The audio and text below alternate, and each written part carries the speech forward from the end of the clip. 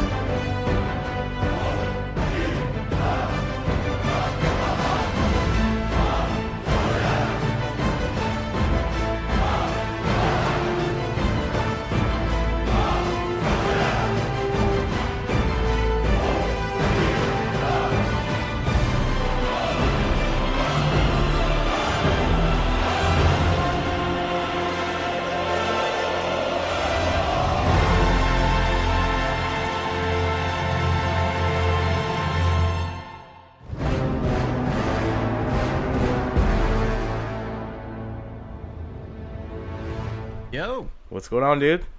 what's up, man? How you doing? Not bad, how you doing? I'm doing all right. Sweet. Yeah, I'm tired, man. It's been a long week. Yeah, Work has been nuts, and late night last night. So yeah, I was tired. Friday night shit show going into early morning Saturday shit show. It wasn't too late last night, Yeah. but we were having a heck of a lot of fun. So we probably played like maybe an hour more than sometimes we do. So That tank game, man, it brought me back to my early days of PC gaming, I tell you.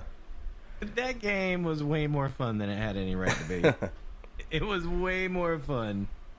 So I take it you watched a little bit of it? I dropped in, for a minute, because man, my whole friends list is like you and like a bunch of other people from the Friday night shit show. So I seen all these names of this game came up, and I'm like, man, what is this game? And I dropped in there, and I'm like, holy shit, it's Tank Wars or Scorched Earth or whatever you want to call it, you know? Totally. And the great thing about it, so we're talking about Shell Shock Live, and the great thing about this game is that I don't know, there's a bunch of different game modes. You can pretty much customize the way you want to play it, but Yep. There's a ton of progression in it, right? So like you're always like, it doesn't matter how badly you do, which we learned pretty quickly it's pretty easy to do terribly. Yeah. But it doesn't really matter how bad you are at the game, because you're always going to get a little XP at the end, and you're always getting some sort of progression or a level up, right, or a little pip that you can add to your tank to make it stronger in some way, or a new weapon to play with, and it's just insane weapons. I mean, I was firing goldfish out of my freaking tank cannon at one point. Goldfish? I don't remember that in the old games. No, it's not. It's crazy. There's like hundreds of different shots that you can that's fire, crazy, man. Yeah, it's actually a lot of fun. I'd seen one called, I think you were shooting, or breakfast, called the Snake. Yeah. There's that's one of them. Yeah, it snakes through the ground or something. I don't know. I haven't got a good feel for it yet. Yeah. I got a shot last night called the banana. The banana. Firing bananas at people. Yeah. I don't know, man. It was just like, that silly. It's fun. kind of Like, fun it's game. Yeah, exactly. And I find the worst fun about those kind of games is when something goes wrong. Like, like the old games. I don't know how up are you on the old games, like Tank Wars and Scorched Earth? Well, I mean, it's been a while since I played them. But you have, right? Yeah. So I remember back in those days, I mean, we would get like a limited amount of ammo, or like different types of shots, And I think you'd get like money between rounds, and you'd use to buy like a couple more different kinds, right, before the next round started. Yeah. That was the extent of the progression, as far as I was, remember. Yeah. And this one, it's you progress.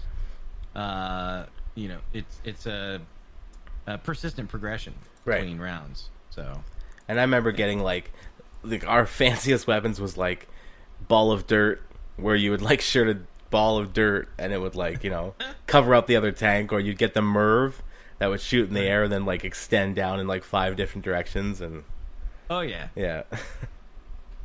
there's a lot of those types of shots in this game. There's a lot of them, and they all seem pretty different from one another. So somebody must have sat there over dinner and really brainstormed the hell out of how many different ways can we shoot bullets. right. No, it was a ton of fun. I enjoyed the heck out of it. So hopefully we're gonna work that into the rotation, because it was like $7. That's Full cool, price, nice and cheap. Like $7. Yeah. How many people can you play on that? 8 or 6 or? You can play around with up to 8 people. Nice. And if it's teams, I think it has to be an even number of people. Okay. So like if you just have 7 people, it doesn't let you play. Oh, but you could do 7 free for all? Maybe. Okay. I don't know. Not sure yet. Maybe. Yeah. No, we played some free for all, and that just, it went about as well as you can expect it. It's 8 people just. Oh, I can imagine. Any more than we used to play 2 people back in the day. I can imagine like up to 6, 7, 8. Holy. And what's crazy is the first time we played it, it was an 8-person free for all, and everybody shoots at the same time. What? So you log in, you lock in your shots. Yeah. And then when the last person is done, it all fires at the same time. Everybody, Oh everybody my god! So who knows what the hell your own shot did? Yeah, so you don't know who's shooting who. That's crazy. Yeah, the screen just sort of explodes. You don't know who to swear at. Holy shit, that sounds crazy. Right? It was hilarious though. It was really, really good. Ton of fun. Way more fun. I knew I was gonna have a good time with the game, but it's something like a concept that simple. Just it had no right to be as fun as I had last night. It was really good. It's not the games, man. It's 99% of the time it's you and it's the fellow Friday Night Shit Show people that make those games as enjoyable as they are, for sure. Right. Oh yeah. Playing with friends is definitely the best. For sure. It'd be a totally different experience. First time playing with a bunch of randoms all over the world on the internet. Different. Yeah, and you can imagine like some of these people out there will probably just give you a piece of their mind. Internet speak, right? No doubt. But playing with friends is definitely the way to go if you can. But still, it's still fun. You don't even have to have people's text pop up on your screen. You can just play and have fun and look at the pretty colors. Can you still play like back in the day we used to just huddle around the same computer and play it, right? Yeah, you can do hot seat. Cool. Yeah, you can do hot seat with this. You can do. There was all sorts of game modes that I saw when I was picking around. I literally like bought it. I bought it a couple weeks ago because we were thinking about doing it, or it had been suggested, and I'm like, this thing's less than $10. I'll just go ahead and pick it up. So I did that, and I don't think I ever really started the game until yesterday, and I went through the tutorial before the stream just to get get my webcam in the right place and everything for the scene. And the first thing I noticed is that it's loud as hell. Like I had to turn the sound down to like 10% in the game menu, and I still had to crank down the volume on my stream just to keep from clipping. Wow. Like it was, I was redlining badly. And don't start this game with headphones on at the first time until you turn it down. Yeah, if you thought you'd heard loud noises before, oh my Jesus, it's bad. It's bad. I don't even know how they got it that loud, to be honest. That's weird. Yeah, it was crazy. So what's up with you this week, man? Oh, not much, man. After I dropped in your stream, I went on like Steam looking for this game to find out more information because I was like, this game looks awesome. Yeah. And I was typing in like Scorched Earth and Tank Wars to see if those games were still around, and I guess they came out with like a Tank Wars Anniversary Edition, like back in 2017. But it looks like trash compared to the one you were playing. Yeah, this is very like neon sort of tank game. Yeah. Yeah, and so did you pick it up? No, I didn't. I was thinking about it, but I ended up not picking it up. Oh, I might though. Okay. I might. You should. I would recommend it. I keep wanting to pick up Gang Beasts. Oh yeah. I think that would be like the greatest game ever for your Friday night shit show. I could just imagine, but all the different modes and stuff, and yeah. All right, I'll take a look at that one. I'm gonna write that one down. But now it's been pretty busy here too. Yeah. My kid got like my oldest kid got like extremely sick on Thursday during the day. He woke up at like 6 a.m. He probably puked about 15 times throughout the day. Like just extremely sick. Couldn't get off the couch. Every time he would just go to sleep and then he'd wake up and puke and then go back to sleep. Like no energy, nothing. I ended up having to like miss work and bring him to the hospital Thursday night. Like it was that bad. Oh, wow. And so we sat at the hospital for a few hours, and they didn't do much, but they said his tonsils look real bad, so they kind of got him on some moxicillin or whatever for a few days to help stop his vomiting and his stuff out. So he was getting like, because he was puking so much, like his blood blisters in his face was all popping out, and he looked like he had freckles, and he's getting a rash everywhere. Like it was pretty rough stuff. Wow. So, yeah. Is he feeling better? Yeah, so, and then Friday, so that was Thursday night. Friday during the day, he had the day off from school, luckily, but we kind of stayed home, and he just chilled on the couch all day and got some of that stuff into him. Then this morning he woke up. Finally, his face was starting to clear up, and he was starting to feel a bit better. When he's feeling better when him and his brother are, like, arguing at each other and bugging each other and won't leave each other alone. So oh yeah, I'm like, oh, it's been 2 days and you guys were back to normal. Yeah. For those 2 days you guys were nice and quiet, but now you're bugging each other now. So yeah, you're kind of almost back to normal. So but yeah, it was a pretty rough couple days, but he's kind of getting back to himself now. So is he still in school or is he done for the summer? He's got a few weeks left. I think he's done at the end of June, if I'm not mistaken. Yeah, so that's when you get at him. Okay, well, Monday you get to go back to school. Yeah, exactly. So he's got this big trip coming up in a couple weeks where he goes to a place here called African Lion Safari. Oh. Where he goes and they got lions and giraffes and kind of all the big cats that they don't have here at our local zoo. So he's excited to go to that. And but how far is that from where you're at? It's probably only about an hour, maybe. So that's not bad. They'll probably just jump on the school bus, I guess, and head there in the morning and come back in the afternoon. Yeah, so that sounds like fun. Yeah, and that's pretty much it here. It's been pretty quiet, everything else, and it's kind of the only exciting stuff that's been happening this week. So. And what do they do with those types of animals up in Canada when it gets cold? I don't know. Like, I'm assuming there's obviously like structures at the zoos that they go into like at night and stuff. But I mean, when it's like 20 or 30 below, it's like, man, they don't ship them all somewhere else. Yeah, I would That's a think good a giraffe question. or a lion probably doesn't appreciate, the 35 below weather that we get up here. Yeah, right. That's a good question, man. The things you wonder about Canada. The things you wonder about when you're talking to a Canadian. Exactly. Yeah, well, we just put them in the igloo and close the door and they're okay. Yeah, I mean, on the face of it, it sounds like a normal sort of school outing, right? Right, it's right. A day trip to the zoo. The kids are going to see all the exotic animals and all that stuff. And then you wonder, what do they do in the wintertime? I mean, the penguins are probably fine. Yeah. But what do you do with the giraffe? I don't think there's any penguins there. There's really? Well, it's not animal you could probably keep out year round. The one animal we could have no problem, being hospitable towards. No, it's not like a Toronto zoo.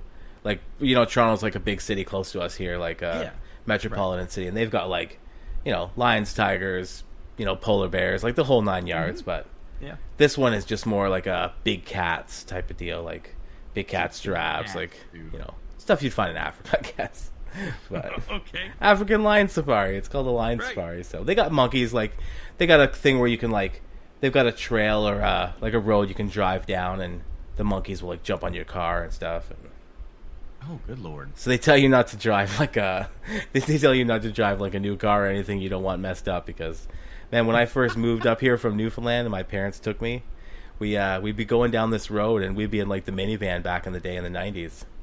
And man, these monkeys would be just jumping on your roof and like playing with your antenna and like playing with themselves on your windshield, like just everything. Like, you know, back in the day, I mean, it was amazing, right? So, well, yeah. But now it's like I would not want to bring my brand new vehicle there. Like, no, I don't want monkeys climbing on my. They have a bus that you can like pay a couple $2 and ride in the bus, right? But that's probably what the kids would. That's probably what the kids would do. Animal beaten bus. Yeah, exactly. Claw marks on it. $5 to rent it for an hour. Yeah, that's a good question, man. I'm gonna check out what they do with what do they do with those things? Because I mean, at the normal zoo, like the Toronto Zoo, they're probably equipped to like have those things sheltered or something in the cold weather. But at like a smaller place like this, I'd be curious of what they do with their animals. I can almost guarantee you that they have a good answer for that question, because you know how many watchdog groups go to places like that? For sure, just looking for a reason to shut them down or to... Yeah. Sure. PETA is all over them, right? Yeah. Guaranteed. So... Yeah, those WWF people, man, they're crazy about their animals. They are. They really are. All right. One other thing for me, I actually just got out of a movie a couple hours ago. I went to go see the new Godzilla movie. Yeah, speaking of animals, how was that? Yeah. It was pretty good. I enjoyed... Okay, well, first off, let me just caveat this, right? Nobody goes to Godzilla for the story, okay? Everybody goes and watches a Godzilla movie to watch the destruction, to watch the wildlife fight it out, right? So, if you went for like a destruction movie, this is the one to go see, because holy shitballs, it gets crazy. Yep, it's good. But my wife and I went out to we went to see the movie, and then we grabbed we stopped at a little thin crust pizza place, right? After we finished, and we were just talking about how ridiculous the movie was. Like, there is a scene that I noticed, and they're fighting. It's near the end where like Godzilla is fighting the big bad monster. Yep. At the end, it's like a Hydra monster, basically.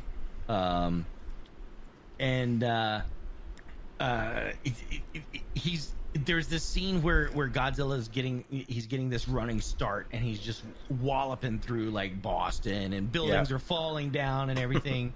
And you can see like it's this really cool scene where like when the charge starts, you can see like jets flying over Godzilla, because everybody's trying to kill this Hydra monster, right? Including the humans. And Godzilla starts running, and you see the jets going faster than Godzilla at one point, and then you see Godzilla running faster than the jets. And I'm like, wait, Godzilla? Hold on a second. What? Are you telling me that Godzilla can move that fast? Spoiler alert, Godzilla cannot move faster than a jet. He's like the slow-moving beast. Like he is the slow-moving beast. Unless he's fighting a Hydra monster, evidently. At which point he turns into something completely different. I mean that Godzilla movie from the 90s, he was pretty agile. Yeah. Well, 2014. So this is part of that that series of movies that they started in 2014. They had the Godzilla movie in 2014, right. And then they had King Kong. King Kong's actually part of this grouping of movies. It's their MonsterVerse series, I guess. So, and now this one. So it was good. Like there were like Mothra's in it. I can't remember the Hydra's name. It was, but he's explained it like he doesn't belong on the Earth, right? And that's why he's so bad, right? But they woke up every monster that's probably been in any movies. For the Godzilla fans out there, like you will see one of your favorites. That's pretty cool for sure. Yeah, it's good stuff, and like they're all rampaging around the Earth, and it has to do with like who's the alpha? Is it Godzilla or this Hydra monster? And they basically fight it out, and it's craziness. And Hollow Earth confirmed. Hollow Earth is confirmed in this, so yeah, Is that another flat Earth theory? Yeah. Well, there are theorists out there that think that the Earth is hollow and it's inhabited by aliens or giant monsters. Gotcha. Like, this is a real thing. Like, this. It's a real thing, or you're saying the theory is a real thing? The theory is a real thing. Okay. And the people that believe this, they believe that it is a real. I mean. Gotcha. I mean, whatever. Gotcha. Whatever they want to believe. But that's how it's explained that, like, Godzilla can get from one place to another really, really fast. Oh, okay. Is that he uses the hollow earth hollowness. tunnels, Yeah. right, to go faster than one would believe that Godzilla could go. Gotcha. So and it also explains why they can't find him for like years and years at a time. Oh, because he's hibernating. Yeah, because he's in the hollow earth, Okay. hibernating. Yeah, but yeah, it was a good movie. If you like really loud huge monsters fighting each other, then definitely go see it. Just pay little attention to the story, and you're good. Yeah, Nice. yeah. All you need to know is everything wakes up, starts destroying everything in their path, and then they fight, and credits roll.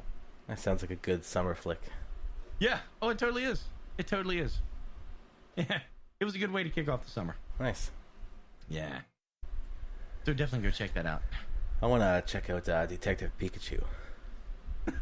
Do you really? It does. Oh it looks gosh. good. Really? You think it looks good? It does, man. I would check It's it out out now, right? Yeah, it is for sure. I I was don't know trying to if I'm convince gonna my see son to go there, but last time we went to a movie that didn't go so well. So. Oh. What happened? Well, I think it was the last summer or the summer before. I took him to see the first Lego Batman movie. And it was the first time he's been to the theater, so we go there on like a Saturday or Sunday or something. And we go in there and we're sitting through the credits. I buy him like a snack before we go in. We're sitting through the credits, like the opening trailers. And then we get to the first couple minutes of the movie. And he's like, I'm not saying he like freaks out, but he's looking at me and he's like starts saying he wants to go home and needs to get out of there. And I'm like, okay, well, let's go. Really? We get outside and he's like, oh, it was too dark and it was too loud. It was too scary. I'm like, dude, I just bought this like $10 snack. $20 movie, and we sat through like the first 8 minutes of the movie, and we got up and left. So he didn't like it. I'm like, I love movies. I love going to the movies, man. But he's like, I'm out of there. He's like, oh shit. That was the best part of the movie too. The first few minutes. I don't know if you've seen Lego Batman. Yeah. Everything. Lego Batman. I don't know if I've seen Lego Batman. Where it's a Lego movie. Everything is awesome. Right, but this is the Lego Batman, like in his own movie, where it's that theme song where he's like fighting Joker, and you hear like he's singing his own theme song and stuff. It's really good. It's really hyped up and really loud, right? So, well, the Lego Batman from the movie, it's the same Batman character, correct, right? Correct. From Lego. Yeah, he just had his own standalone movie though. He was kind of like a self-centered dick, right? And he's exactly like that in his own movie too. Perfect. I need to watch it now. Oh, it's really good. Like I said, he sings his own theme song at the beginning of the movie while he's beating up all the bad guys. Yeah, it's extremely good. Man. Yeah, I totally need to watch that. He's such an asshole. Yeah. That's why I want to watch it. Like, I won't give you spoilers, but once he's done like doing something good, he like thinks it's a good idea to like get in his Batmobile and like drive by the orphanage, and he just drops off Batman merch to them.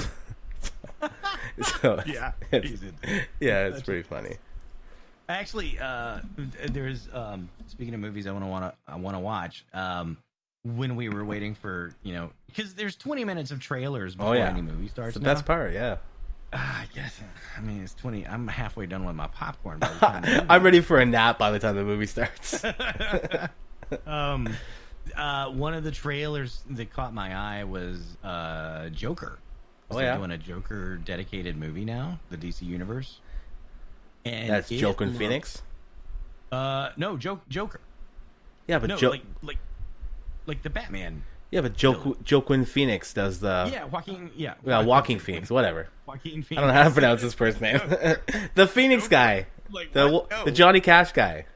Yeah. Joaquin Phoenix is playing the Joker, and oh my god, that looked like the creepiest shit. Ooh, I never ever. seen the trailer. I just seen a picture. Oh man, go watch the trailer. It is so good. Nice. It is so good. Like the Joker, like the true Joker from the comic books was like an evil bastard. Yeah. But this is sort of like his origin story. The movie is, and it is just as creepy. Like if you're a fan of the Joker in the comics, like it's just as creepy as you probably imagine it should be for a character like that. Like this is not like this is not the original 1992 Joker villain with that falls into a vat of goop and just. I was just gonna say, I wonder how his origin story differs from that when he got into the vat of the poison or whatever that was. Yeah, it's not the Jack Nicklaus Joker. Oh, okay. This is like a guy who's been through some shit in his life, and it looks like he just snaps. And so like a tad bit more like the Heath Ledger Joker than the Jack Nicklaus one. Very much more like the Heath Ledger Joker. Yeah, gotcha. Very much. And that's my favorite Joker out of the movies, anyways. Even from the new DC universe stuff they've been doing, like the Batman versus Superman Joker and all that. No. The Heath Ledger Joker is the Joker in my mind. From now on, I'm just gonna call him Heath Leather. The Heath Ledger. The Heath Ledger Joker. It just rolls off the tongue. Heath Ledger Joker. Yeah, it was definitely the best. Now, before we get into gaming here, what do you think about the new Batman that they have officially cast? I don't know. Did they officially cast the new Batman? Yeah, they kind of had it up in the air, and they kind of decided on Robert Pattinson. I don't know, man. I don't know. I don't know what their plans are for him. Like, I don't know. I don't keep up with the DC universe nearly as much as Marvel, just because. I think Marvel just is much more prevalent. Oh yeah, it's just a better job of marketing. Yeah. So I don't know much about the new Batman movie. Me either. I just didn't know if you had an opinion on the casting choice. No. Seems like a bit of an odd one, but I mean, we'll have to wait and see. And it sounds like an odd choice, but I don't know where they're taking it. Right? Yeah. Like I don't know if it's going to be like a dark Batman or if it's going to be like a lighthearted Batman. I mean, we've seen all of that stuff. Right. So I don't know the feel that they're going for. All right, one last thing here. Mm-hmm. Netflix is making a Dark Crystal prequel. Have you heard of this? Prequel? It's a series. Takes place before that movie from the 80s. Right. And if you see the trailer, it looks amazing. Well, first off, you can't do anything Dark Crystal without David Bowie. Well, that's Labyrinth. Yeah. Was that Labyrinth? No. Yeah, that's Labyrinth. Is that Labyrinth? That's Labyrinth. Oh, well. I know it's hard because like those couple movies, it's like they're all that same tone. But yeah, Labyrinth is, David Bowie dancing with the babies. No, David Bowie was in the Dark Crystal. I'm correct. Okay, but he's not the main villain though, like he was in the Labyrinth. But he is in the Dark Crystal. Is he cannot do just a voice of somebody. No, he was in the Dark Crystal. No, he appears as a character in Dark Crystal. Really? Yeah, I'm looking it up right now. Yeah, Ziggy Stardust. He's here. Okay. Mm-hmm. Weird. Mm-hmm. Weird. Yeah. Okay. I knew he was totally in Labyrinth, but I'm like... Yeah, he's in Labyrinth too. Dark Crystal, I'm like, huh? Yeah. Fair enough. Yeah, he was in it. Fair enough. So anyway... So yeah. Yeah, so you've seen Dark Crystal, right? Oh yeah. Okay. Oh yeah. It was one of my favorites, man, back in the day. Yeah, well, you need to go and check out this trailer. I'm gonna have to check it out because it concerns me greatly. Yeah, it's a prequel and it looks awesome. They have like a lot of those elf-looking creatures back and the sexies, and they've got the crystal there, and it's looks awesome. That's cool. Like I loved the Dark Crystal, and I loved Labyrinth too. Since we brought that up, but yeah, I mean, I loved them. I think that if there's a studio that's going to do the Dark Crystal, Netflix is probably the right people to do it because they do so much weird shit. I mean, take a look at some of the Netflix originals that have come out over the last 5 years. they have some weird stuff on there. Oh man, I can't get over the quality of stuff that they're making. Oh yeah, Like I've been into so many of the animes they've made lately, and it's just, man, it's insane the quality of stuff that they've got going. Well, the animes, the live action stuff that they've done, like Stranger Things. Yeah. I mean, they have some really unique concepts that they've explored, and like we're at a time now where basically all that Hollywood can come up with is remakes. Right, right. I mean, they just come up with remakes and remake. I mean, today, I watched Godzilla. That's not an original film. That's what? It was an original storyline. I know. Featuring. But it's not like we haven't seen Godzilla movies before. Right. So yeah, Netflix comes up with all sorts of crazy stuff, and I think that they're the right people to take it on. Yeah. So, and Dark Crystal was crazy. I mean, it was just weird and wild and out there and just different, very different. So yeah, I'm gonna look that up. I'm gonna put that on my list too. Nice. All right, let's get into some gaming here before we get over here. Yeah. What did you play this week? So I booted up Dead Cells for the first time in a little while. Mm-hmm. I heard there was an update on the PS4, so I booted that up. And the thing before is I really wanted to try these custom games out. You could set up your loadout and kind of adjust a lot of different things. But the problem with on PC and before this patch is I think you had to beat the entire game before you unlocked custom games. Okay. Now, I suck at the game, so I could only ever beat, like, the first boss. I've never even beat the first boss. See, I could get through, like, I can beat the first boss, and then I can get through, like, another level after that or something. And then when I get to the clock tower, I get destroyed by that boss. Okay. So I'm like, oh, man, I'm never going to be able to see these custom games because I can never beat the game. So this patch, they fixed it so all you have to do is pretty much beat, like, this elite on, like, the second level, even before the first boss, I think. Oh, yeah? And so he drops, like, a rune, you pick it up, and now you have custom games unlocked. So I was like, sweet. Oh, nice.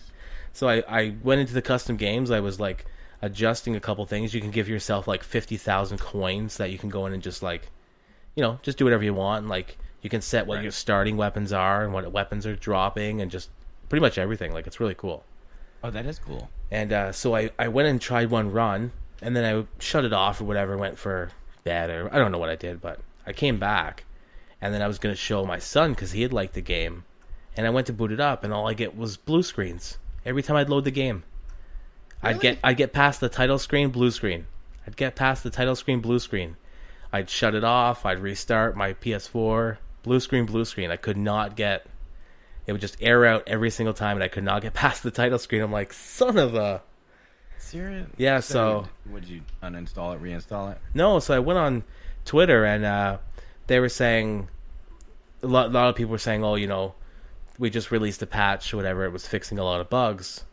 So I posted saying, hey, well, you guys have one more bug to fix because I can't get past the title screen. But sure enough, now like a day or two later, they released another patch, and when you go into the patch notes, it's like, oh, fixing a bug that caused an error blue screen after you loaded up custom games for the first time. So oh, good. It was causing some type of bug where it was like messing up people's saves or the actual game. So they got it all figured out anyway. So, but it's cool. It's cool going in and doing the custom games, and there's a couple, like, they've reworked a couple weapons, like the lightning bolt now that you used to hold down the button and it would hurt you like a big shock afterwards. Now it just kind of like gradually dwindles your health down the longer you hold it.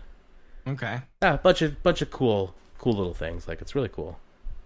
Yeah, it's funny you mentioned you'd played Dead Cells this week because I didn't know anything about the patch or anything. Right. But since I got the Switch, Dead Cells is on Switch, so I had actually grabbed it and I booted it up.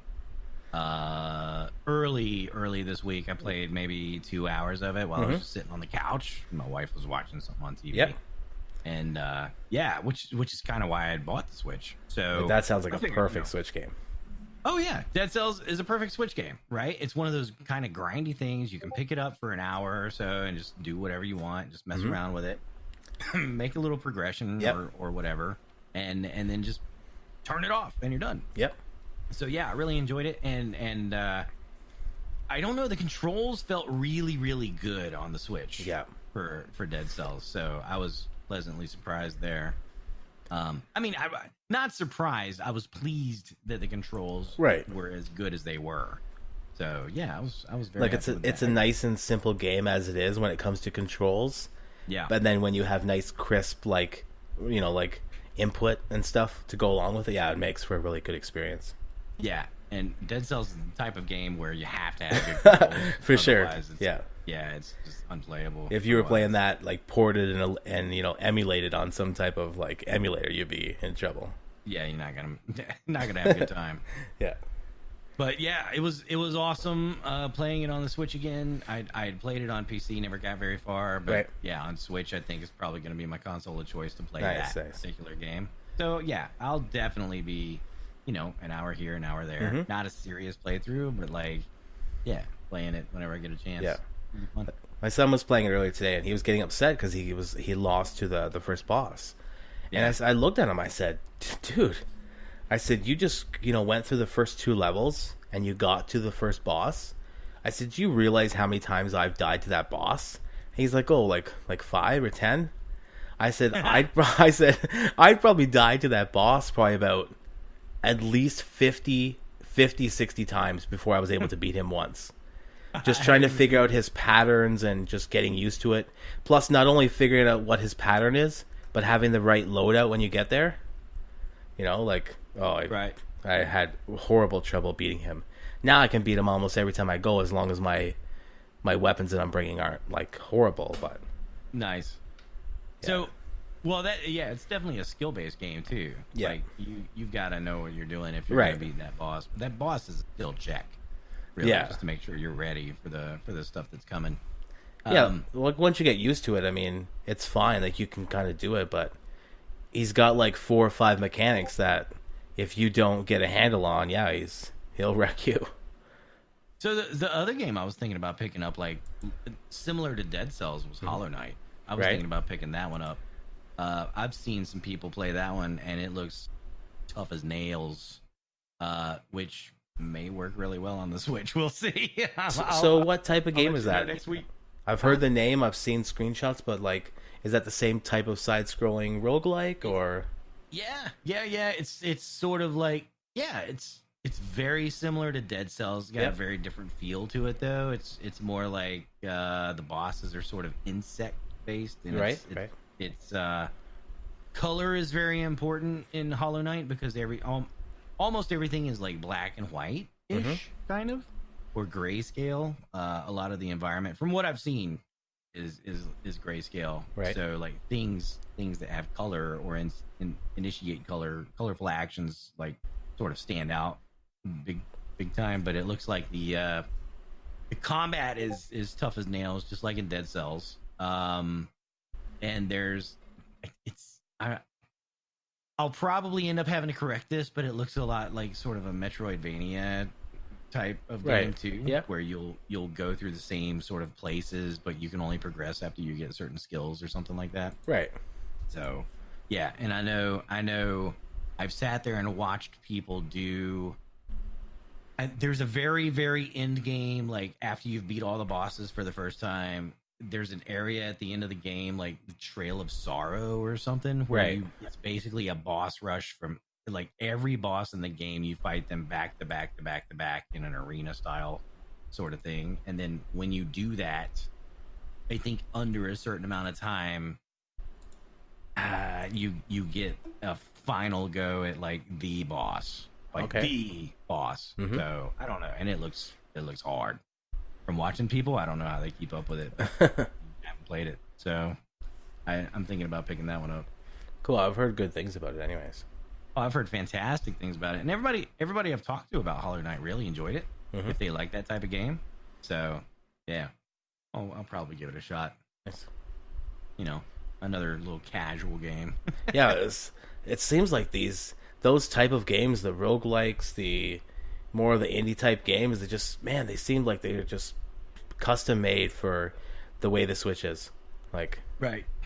Yeah, they totally do. And that's one reason why I like the format of the Switch so far. Still, is that those smaller type games, even like Stardew Valley or something, is like perfect for the Switch, because some of those games can get really, really long when you look at the number of hours you put into them, but they're manageable in little chunks, so it makes it perfect. Yeah, speaking of Stardew, have they came out with My Time at Portia for Switch or not yet?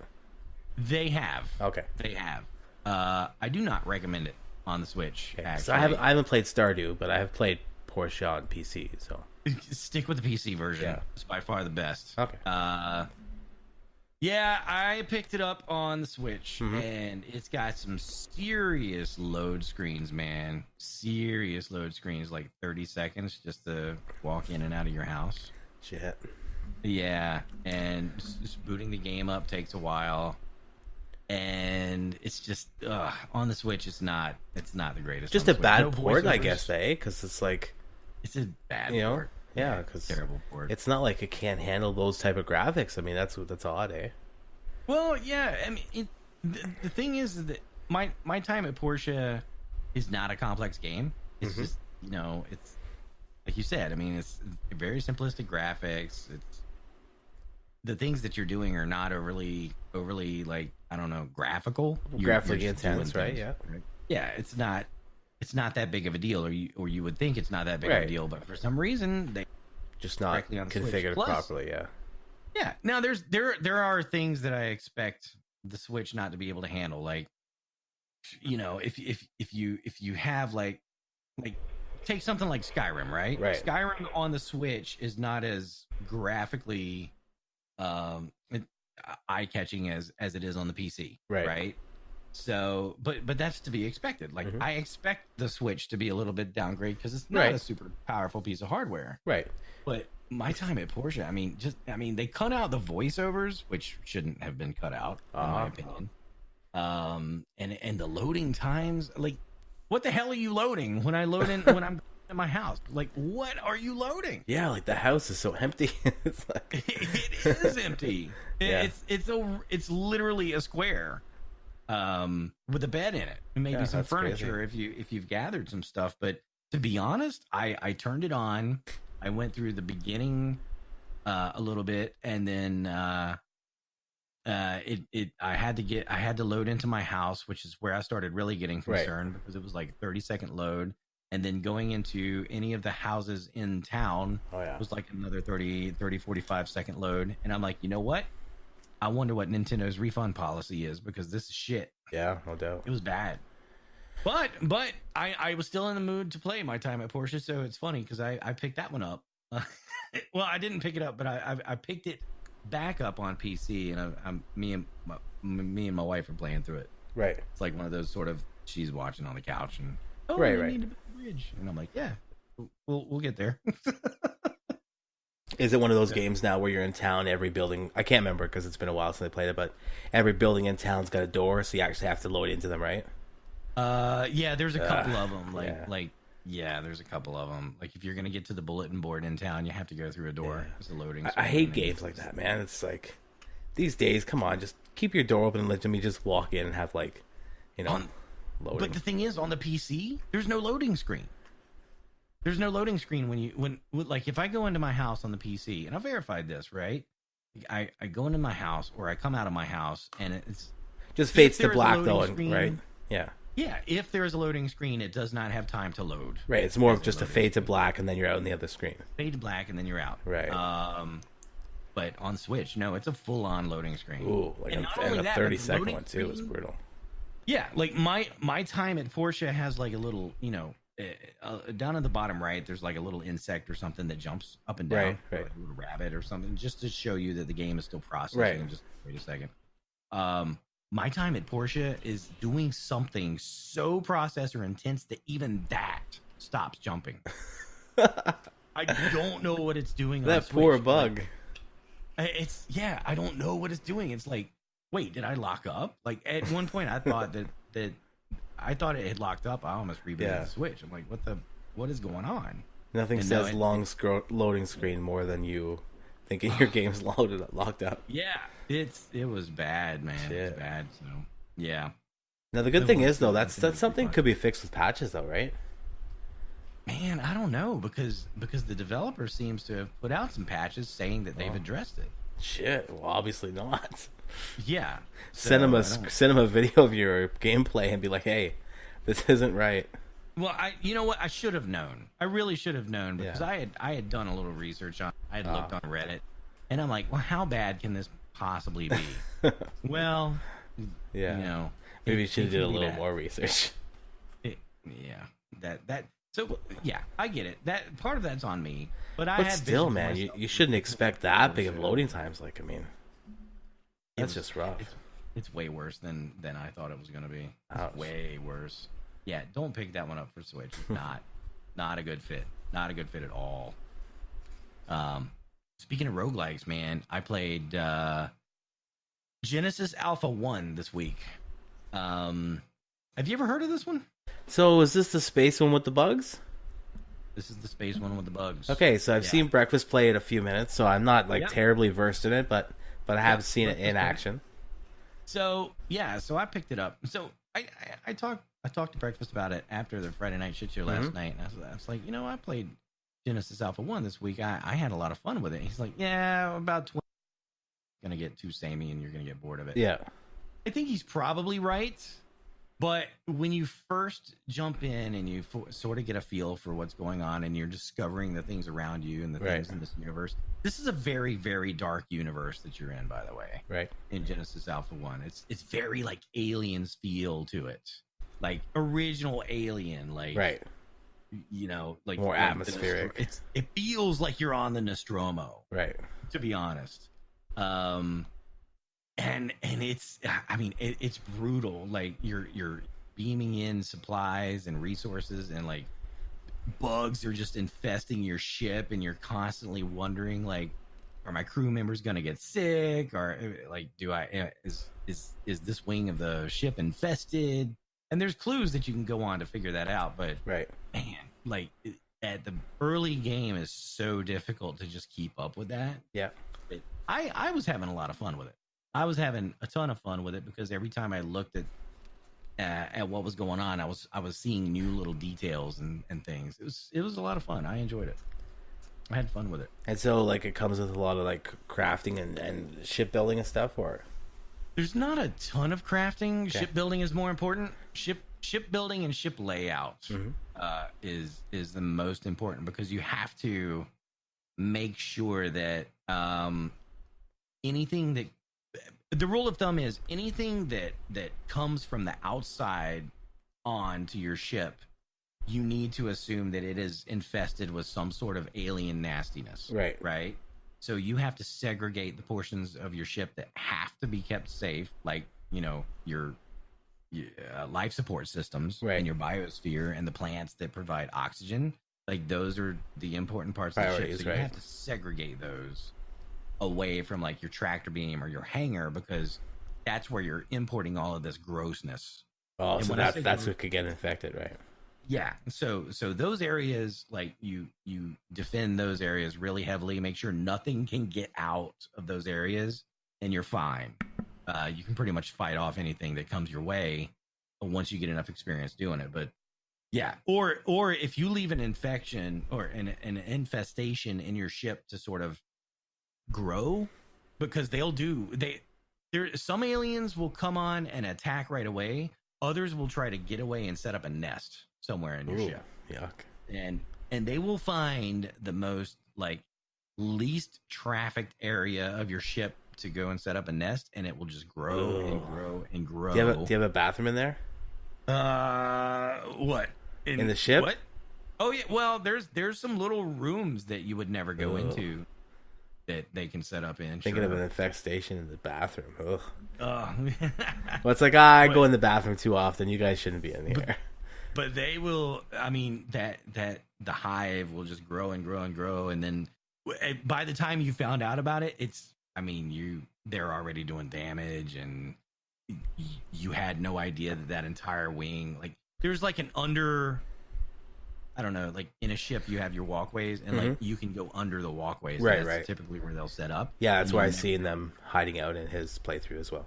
Yeah, yeah. You'll never know it because you'll walk right over it the whole time and never even know it. Yeah, it's creepy. How's the sound that they make? They make all sorts of sounds. Cool. You playing with headphones? I haven't been. No, well, that sounds like it would be creepy. It would be creepy. Yeah, it's very ambient. At night, you're walking down the walkways, and all of a sudden you're heading like skittering below you. Oh yeah, yeah. You can hear that. I hate bugs. You can hear that in the game. Oh yeah. Yeah, well, then don't play this game because, well, not everything is a bug though. There's humanoid type aliens as well. And I found out the hard way that there's pirate ships that roam around. And, well, there's pirate ships that will roam around and try to board you, and those are hard to fend off because they just keep transporting onto your ship, and you're like, oh shit, they pop up everywhere, like even places you didn't think needed to be defended. Yeah, they'll find their way there. It's not fun. Or you'll set up like a security gate that'll automatically close, like it's got an iris door. Right. If you think like Stargate, the iris on the Stargate. Yep. Like if it detects an alien, it'll iris close. Well, I found out the hard way that if the bad guy is on one side of that door and I'm on the other side of that door, and my security gate won't let me through, well, then he's got that entire side of the ship that he can work on. And I'm like, oh, can't override it. Oh no. You can override it, but like, do you want to? It's like the which lesser of two evils, right? Do you let him in, or do you get your ship destroyed? Right. Shit. I'm like looking at the inventory. I'm like, well, I can pretty much rebuild anything that he decides to destroy. So fuck it. That's why you need to pump the poisonous gas into the vent system leading into that room. Man, I totally wish that was a thing, actually. Like, that'd be cool. Like, flooding that whole room with some kind of gas. Yep, that would be nice. But no, that's not an option. Shoot, get a patch out. Yeah. So that's a fun game. It's one of those games that went Epic Store exclusive. So yeah. I gave Epic some money. Oh my god, Epic! I gave them money when that game came out. You're not the only one that gave them money for something, so. Yeah, well, it is what it is, dude. We all have our issues. Yeah. We'll get to you later, Epic. Don't you worry. Yeah. Don't you sit over there and smile. We'll get to you soon. What else did you play this week, man? All right, so I grabbed a couple games I haven't really got into. I downloaded Warhammer Chaos Bane. Right. It's like a Diablo Path of Exile, but in the Warhammer universe. Yeah, it's an ARPG, right? Yeah, it's pretty cool. It looks really good. It's got 4 different classes. I did boot it up for a couple minutes. The dwarf class, he's called a Slayer. Yeah, and instead of having a chest piece, he's got tattoos. Yep. Or at least for the first few minutes that I played. So it's like that in the lore too, actually. Oh, is it really? Oh yeah. Okay, so that's cool. So, but I only just messed around for like a couple minutes. The only other game that I played, which I also didn't play for very long, but it was SteamWorld Quest. Okay. Now, what do you know about the SteamWorld games before this one? I played SteamWorld Heist. Okay. A little bit. The first one. I know they got a SteamWorld Heist 2 out as well. Right. So they've got they've come out with like this whole universe, right? They have SteamWorld Dig. Yep. SteamWorld Heist. Is there another one? SteamWorld Dig 2. Okay, so that's... When I say I played SteamWorld Heist, I'm sorry. I played SteamWorld Dig. And then SteamWorld Dig 2. Yeah. Right, okay, gotcha. SteamWorld Heist I have not actually touched. Right, so SteamWorld Quest is like the 4th one in that series. Yeah. But, it's like... They're all in the same, like... I'm not sure if the same universe, but... all in the SteamWorld universe, I guess. Yeah, I'm pretty sure they're all connected. Right. But they're all totally different games, though, like... Yeah, they're very different.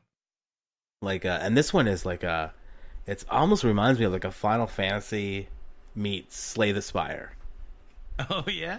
So like you've got a group of 2 and you're starting off, and they're like, it's all like Steam World, but like fantasy and like medieval, like kind of like setting. Right. And you go into these battles, and like you're on one side, the enemy's on the other. And it's kind of like Chrono Trigger, where when you see them on the map, you can go around them. You don't have to get into battle with them. It's not like a random battle system. Right.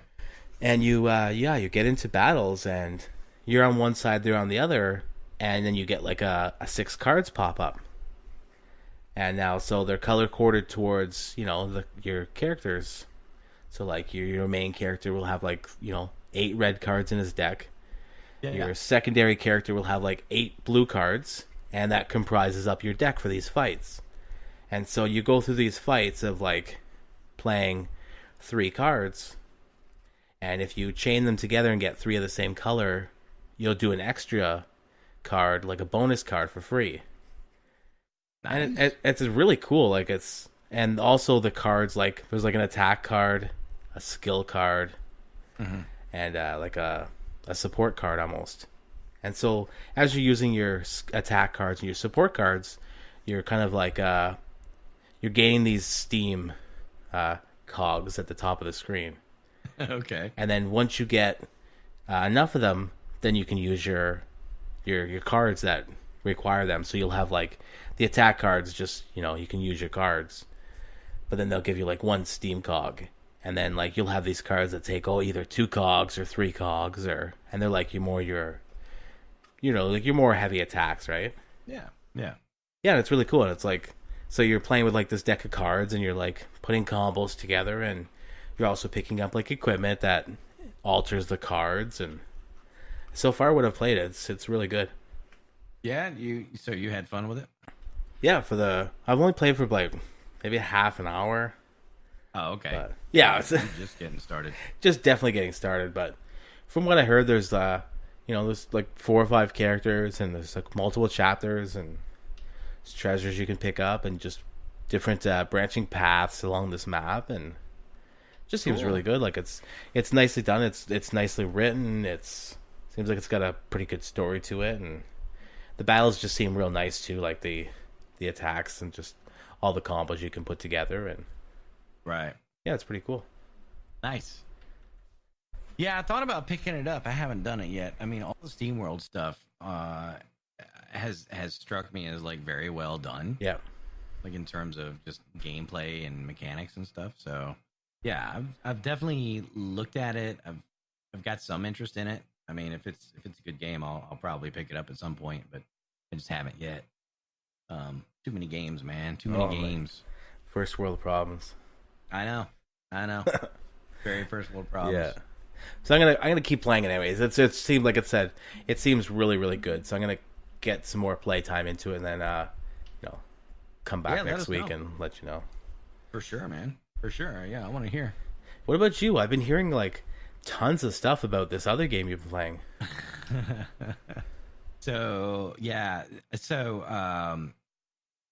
Work for me was really busy this week, so I didn't get a chance to stream this one, but I really want to. It's called Void Bastards. This game came out, I think it was either Monday or Tuesday, and Void Bastards is interesting. It's very, it's like a mix of FTL and some other roguelikes, or roguelite, I guess I should say. It's first-person shooter, and I don't know exactly what the story is yet. All I know is that you're on this ship with this crazy computer thing that always obeys the rules, right? And you're part of like this corporate entity. It's almost like the entire galaxy this entire galaxy is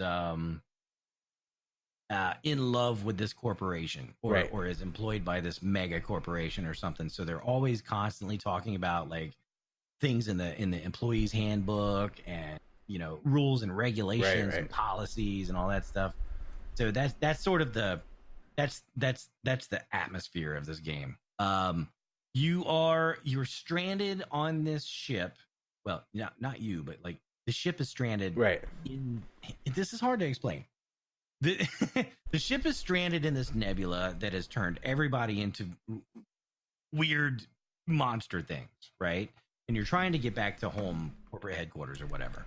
On this ship are freeze-dried, like millions of freeze-dried criminals that are serving time. Like instead of going to jail, they just freeze-dry you. And right. You're like in this little packet. Like frozen strawberries. Right. But the ship does not have authorization to actually come back to corporate headquarters, and it can't contact anybody. Right. So in order to contact people, it needs somebody to go out to all of these other derelict ships that are out there and collect things to sort of craft up whatever communications device it needs. So that's the beginning of it. And on your first character is literally like they take him and they pour out the powder into like a little ship cockpit, and then they put like a drop of water on him, and then he grows into like a person. And there's this weird backpack thing that connects to your back, and it starts basically driving this body like a dead body almost. It's really, really weird. And then you jump into a ship and you fight the monsters that are on it. There's all sorts of different monsters, very roguelike, so it's like all randomly generated. The map is randomly generated every time you see it. The map looks like FTL, by the way, if you've ever played that. It's a ton of fun, and there's so much going on in the game. Like you can hear the different types of monsters that are out there. It looks very much like a comic book. Mm-hmm. So everything is very colorful. Sound is a very important part of it. It's just hard to describe. I think I need to. I know I'm struggling to describe it. Yeah. Once you see it though, you'll know why, because it's that type of game where it's kind of, there's so much going on in it. There's a little bit of crafting. Your progression, like if you craft an item like a better weapon than what you start with, and your character dies, and you get reborn as a new freeze-dried, randomly generated corpse or whatever, you get to keep that weapon. So your progression continues through, and you are going to die. I've died a ton in this game, but it's one of those games that you can't really put down very easy either. It's like it's one of those like one more turn type games. So it's very cool.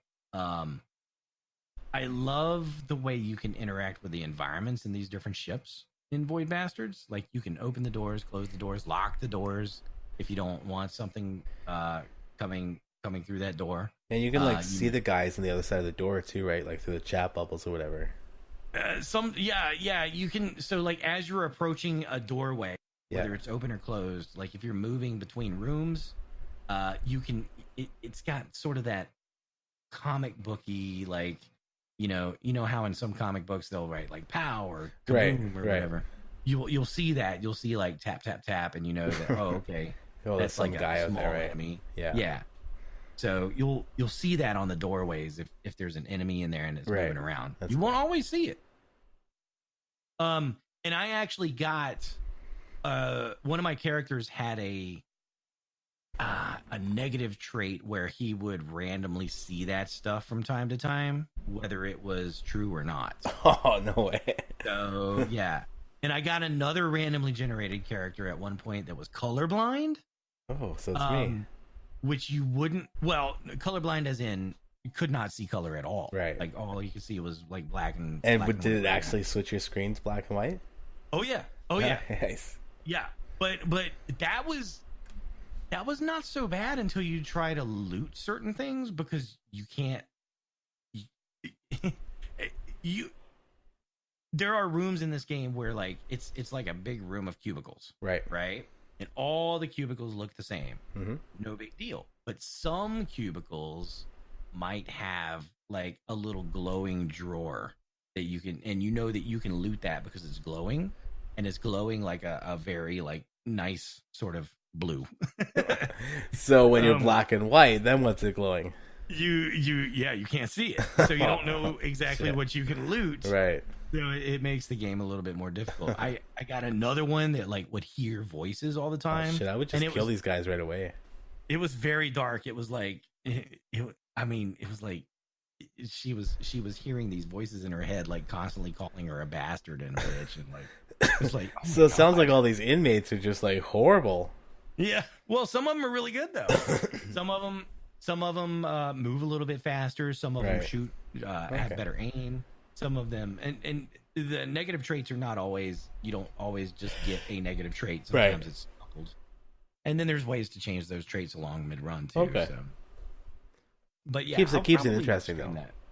Yeah, I'll probably stream like a day of it this week. I think that sounds pretty cool. We'll give it a couple hours. It's a ton of fun. It's a ton of fun, and it's hilarious too. The game does not take itself very seriously at all. It's just hilarious because the computer's like, oh yeah, you're dead. Okay, well, time served. Let's get another one. Do it again. Your action items were not completed. And so, like you said, you keep your guns though. You keep your guns. Well, you keep the availability of the guns. Oh, okay. So, okay. Just not the actual gun you had, right? Right. Exactly. Okay. So, yeah, it's pretty good. It's pretty good. Like I really enjoyed it. I'll definitely play through that a little bit more. I got to the point where it's starting to get a little bit harder now. So progression is a lot slower. Yeah. I watched a quick play of it. It looked pretty cool. Yeah, it's a ton of fun. If you see anybody streaming it, like definitely catch somebody on Twitch streaming it because it'll be different. It's definitely different. Cool. But in a good way. Cool. That's it for mostly for our gaming that we've been gaming this week. Same with you, mostly. Yeah. That's pretty much it for me on the gaming stuff. Move on to the news. Next week, so. Yeah, what's in the news this week? Well, there's this little company called Epic. Yeah, they're tiny, right? Yeah, they've got this tiny little store that they're trying to sell stuff. Yeah. What are they up to this week? What are they doing, man? They're like having sales and screwing people over and just being retarded. Yeah, their first sale on Mega sale on Epic Store. They cut a couple games from the sale, right? They were originally on sale and now not anymore because I guess the publishers could opt out, from what I was reading. Right. But like Borderlands and a couple of other games were pulled from the sale after they had already made a couple of on the sale price. They went through and put all these things up for sale, then just to turn around and have these three companies pull out. Right. Saying, hey, our game's not even out yet and you're offering a discount on our game. Way to make it look like it's, crappy. Yeah, these companies didn't seem too happy. Right, but so this is where I'm confused about the sale because it's not really even a sale. It's more that Epic is saying they'll foot the $10, right? It's the company is still getting that same amount of money. Oh well, they do have some games up to 75% off. I'm looking at the page now, so it is actually a sale. But I think it really started by them saying, okay, well, if it's $15 or more, we'll give you $10 off. $10 off. Right. But Epic is actually paying that $10. They didn't lower the price. Right. So if you buy Borderlands for, $69, Epic is the one, shelling out the extra $10. So right. 2K is still getting their full price. Right. But 2K didn't. I don't think 2K wanted to opt into that because they didn't want anybody to begin with. Yeah. Or something like that. They probably figure our game's not out yet. People are going to be buying this full price until at least a few months after it's been out. I really don't blame them. It's a marketing. It's totally a marketing thing. They're not necessarily worried about the money. Right. They just don't want their game being seen on sale right now. Yeah, for sure. It's I wouldn't. I mean, your game's not out yet. I mean, other than the negative press for Randy Pitchford, I mean, the game itself has positive buzz to it. So it's why would you put it on sale until you need to? Right, exactly. Well, they're probably planning on it going on sale. Maybe. As we get closer to, the November, December timeframe, people will be picking up games at a discount. Yeah, for sure, so yeah. They'll probably once it's already out and stuff, maybe a small discount. Right.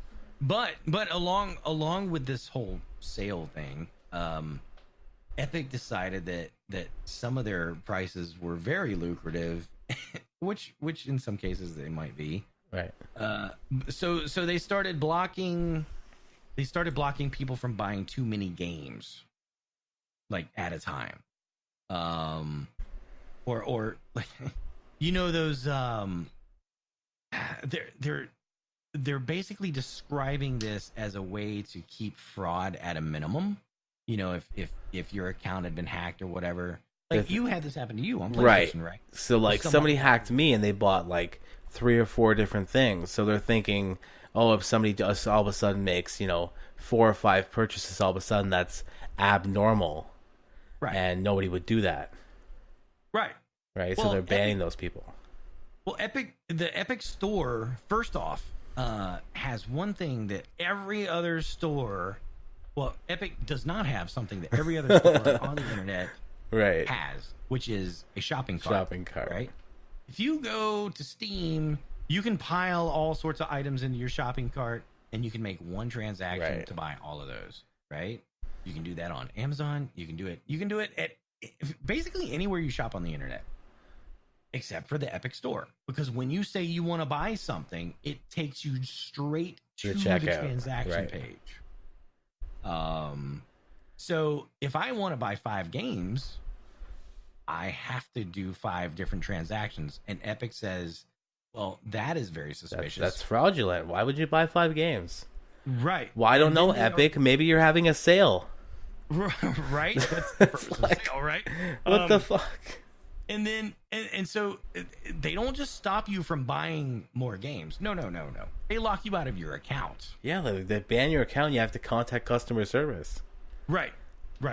And that to me is pretty shitty move. Can you imagine that phone call? It's like, hey, can you please unban my account?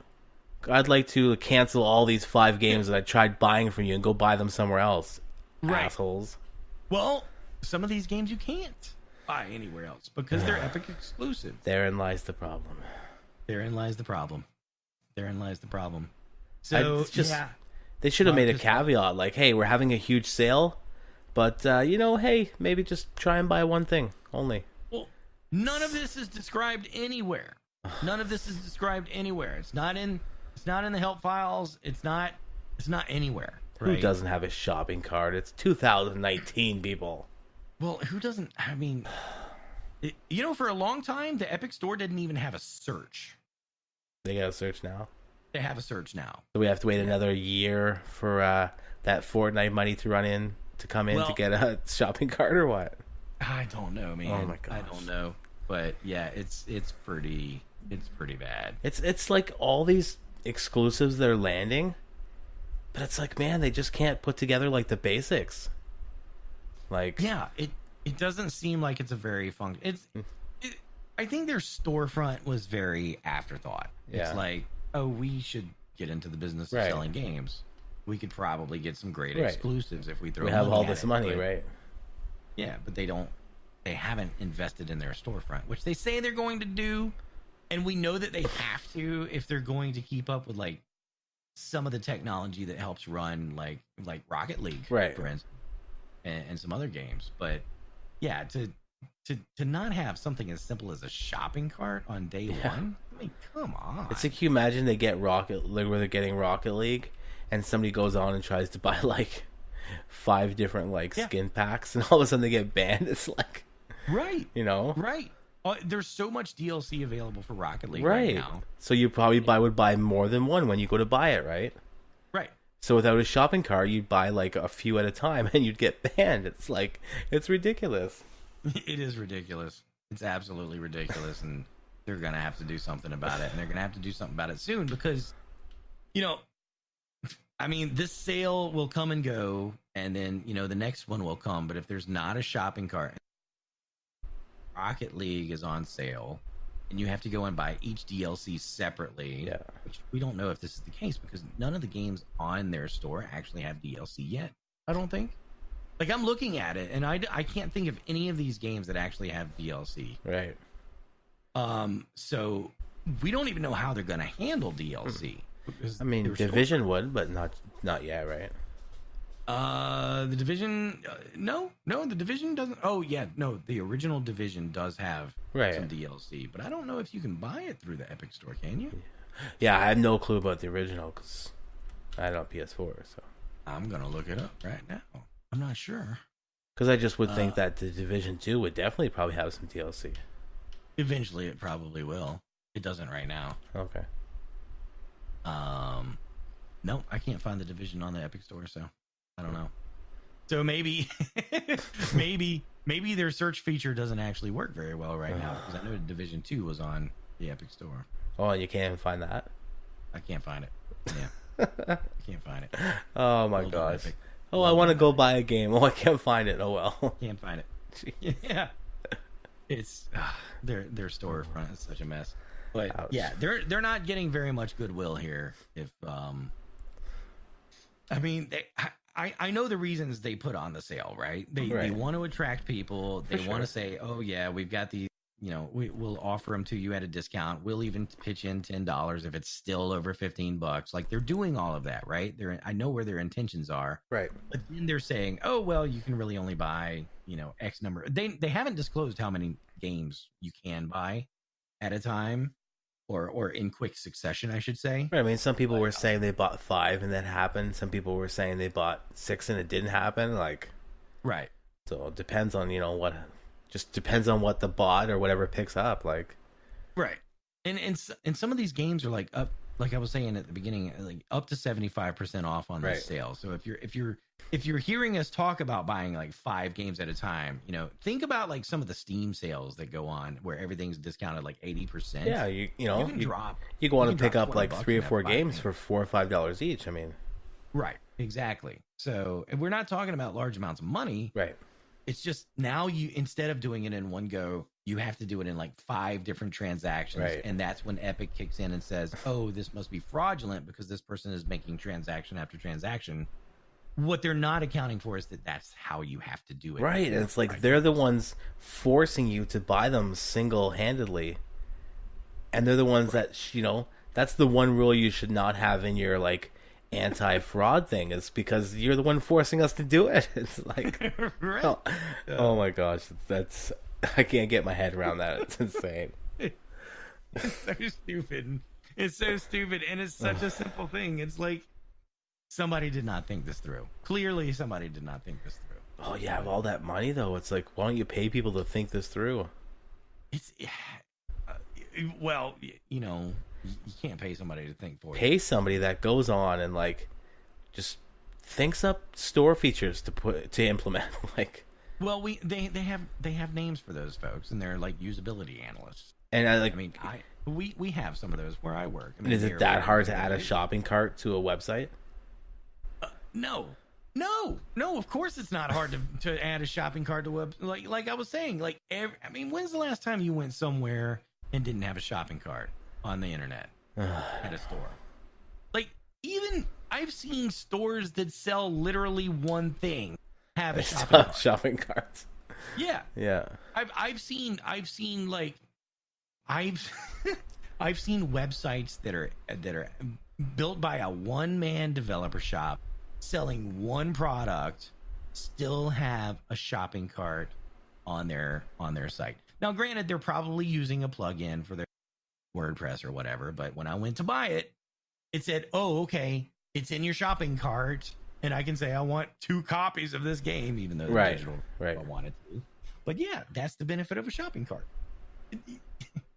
Here's another thing you can't do, actually, now that I'm thinking about it. I don't think you can gift a game on Epic Store. Like, that person has to pony up the funds. Yeah. I think that's like a special extra feature that I don't think should be everywhere. You don't think so? I think for digital games it should be. I mean, Blizzard just came out with that feature not too long ago on their Battle.net. Oh yeah. So okay. It doesn't seem like. I mean, it's really cool. Like, I remember Torchlight 2 came on sale for like $3 once, and man, I must have bought like 4 copies of it. I was like buying them for a whole bunch of my friends. I'm like, oh, this game's awesome. You have to have it. But Blizzard's storefront, I can understand Blizzard not necessarily having that, because Blizzard storefront only specializes in a number of products, right, that are that are Blizzard specific, right? Right. Steam has the gifting system, which is pretty good in my opinion. Right. But they kind of need it because, I might buy a game that's $2 for somebody, or even $50 for somebody. Right. But I like to have that option because there are so many different products on Steam. Right. I have all my friends on Steam. It makes sense that one of them is going to have a birthday or a special occasion or Right. something like that. It's a really cool feature. If Epic is trying to compete with Steam, I mean, well, first they need to get a shopping cart. I was gonna say maybe they should worry about like the basics before they move on to like this advanced features. I totally agree, but if they're gonna, I mean, we were talking about features that Epic could have too. Right. I mean, I think gifting would be a huge thing for Epic because that might make people think about using the friends list that comes with the Epic stuff. So like, if you It's definitely a cool feature. Yeah, no, it's definitely a cool feature, but I think if they want further adoption, not only should I be able to buy a game for myself, be able to buy it for somebody else. Right. Honestly, as a new contender in the marketplace, these are things that Epic should have. They should make it easy for me to spend money with them, is my point. Oh, are you saying you're going to buy me Borderlands 3 on Epic Store? I did not say that. Oh, okay. I did not say that. I was reading into that a little too much. Way too much. Yeah.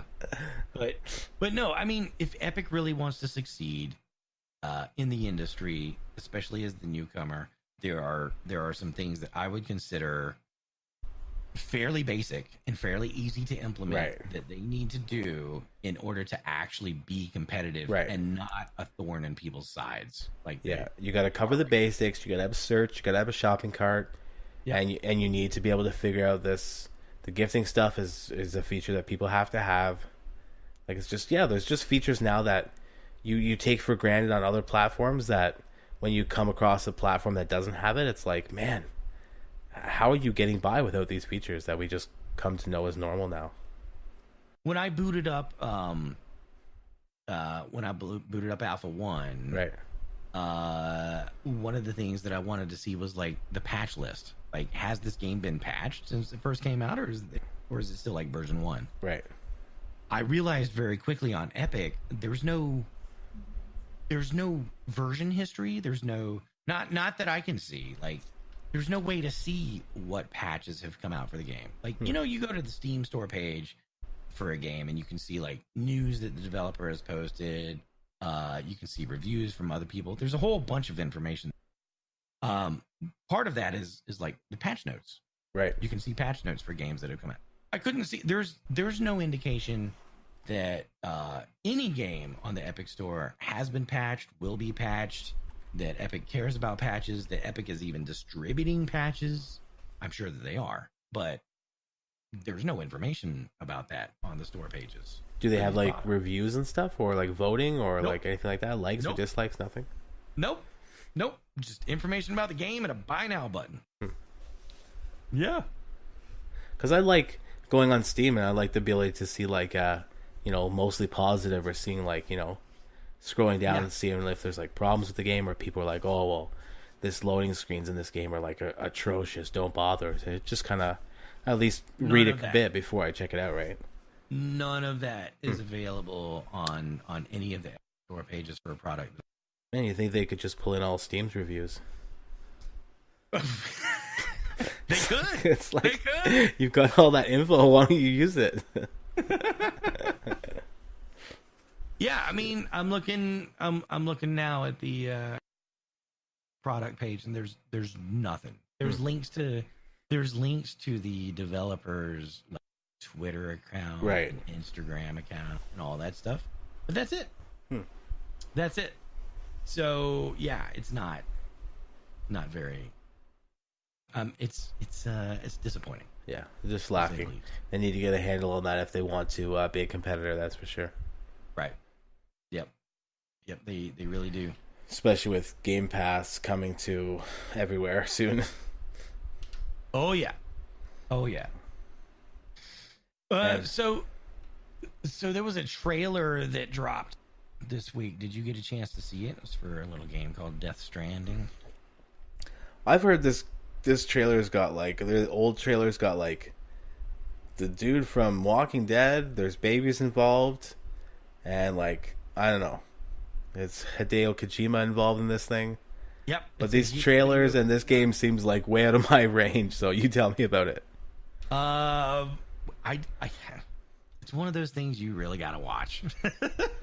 Like I've seen the first few minutes of like one of the other trailers where like there's like a baby coming out of somewhere, and it's like I don't know. It was just hard to put my head around. There are babies in like this. I don't know what the fuck is going on with this game. I mean, when you can't even explain the trailer, it's like it's pretty bad. You know what? I'm not even gonna try to attempt to. You're right about the baby. Right. There's a baby involved. It looks very Metal Gear Solid, which is exactly what I would expect from a Kojima production. If you watch a cutscene for Metal Gear, you're pretty much getting the gist of it. Yeah, but the weirdness behind Metal Gear, like just the weirdness and the strangeness that happens. I mean, I get that vibe watching the Death Stranding trailer, and to be honest, it excites me. I'm cautiously optimistic because Hideo Kojima has put out some fantastic shit in his career. He really has.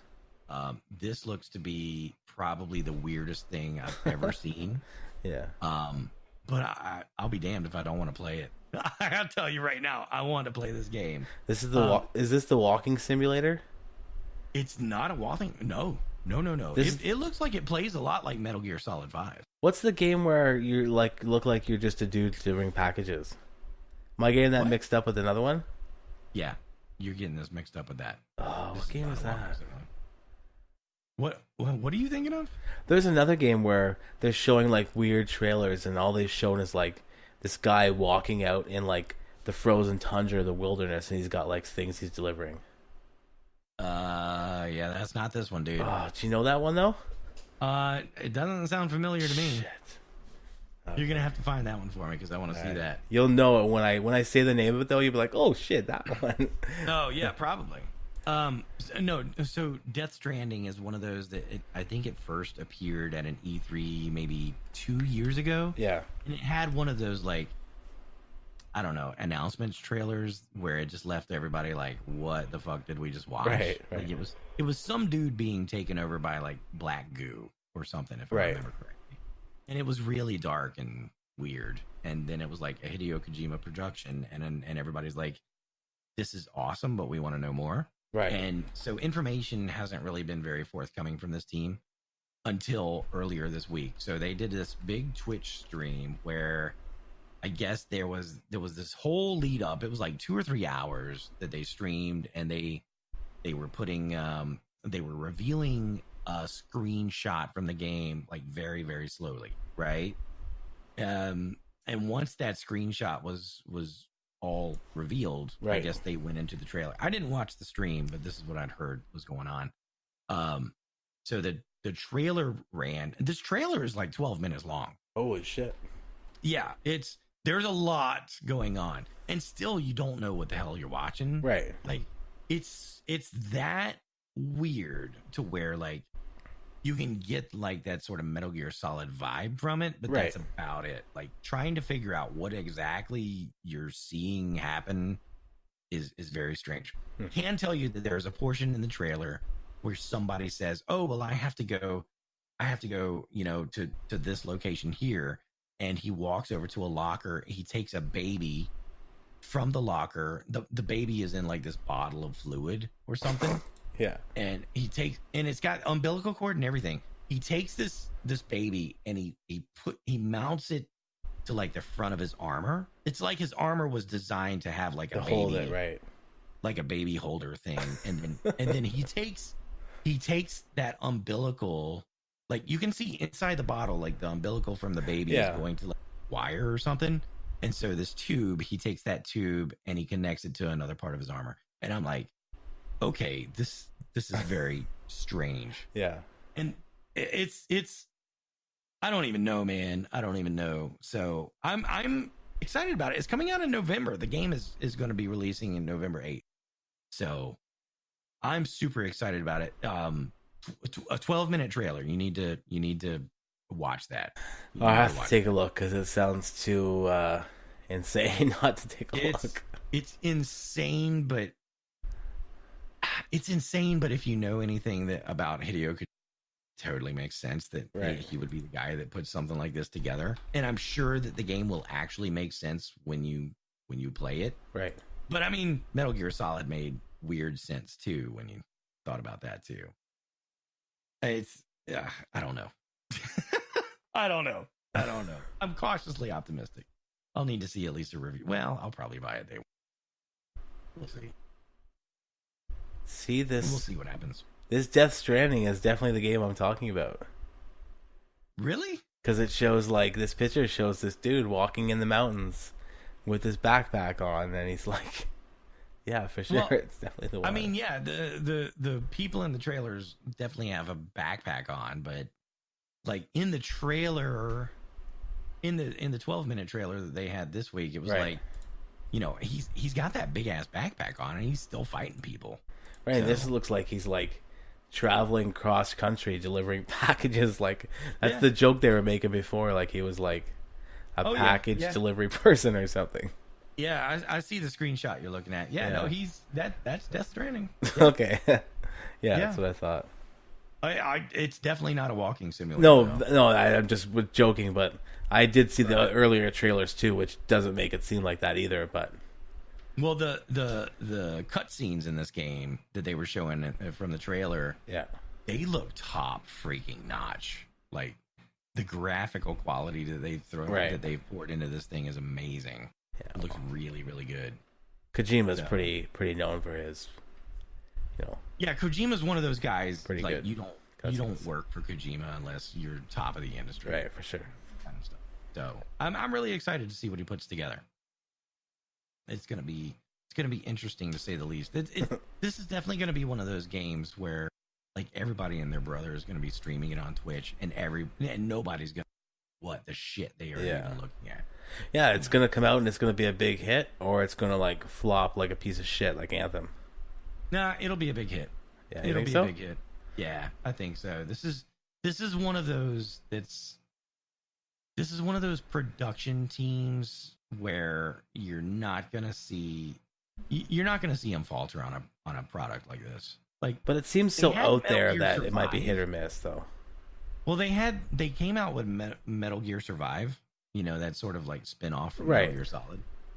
I don't think that was super well received, but I know a lot of people that actually did enjoy it. Yeah. So, I don't know. I like the fact that it's something new and something different and something weird. Yeah. Like, I get into that. So, as long as it's handled moderately appropriately, I'm down for it. Yeah. Yeah, I'll have to wait and see. Yeah, we'll have to wait and see. And then, what else did we have? Yeah, speaking of things that are completely different. Yeah. This game here, it's Dauntless. Yeah. So it's pretty much like, you know, if you took Fortnite and you took Monster Hunter World and they had a baby, you'd get Dauntless. So that's probably the best description I've ever heard. Monster Hunter Lite, some people have been calling it. Yeah.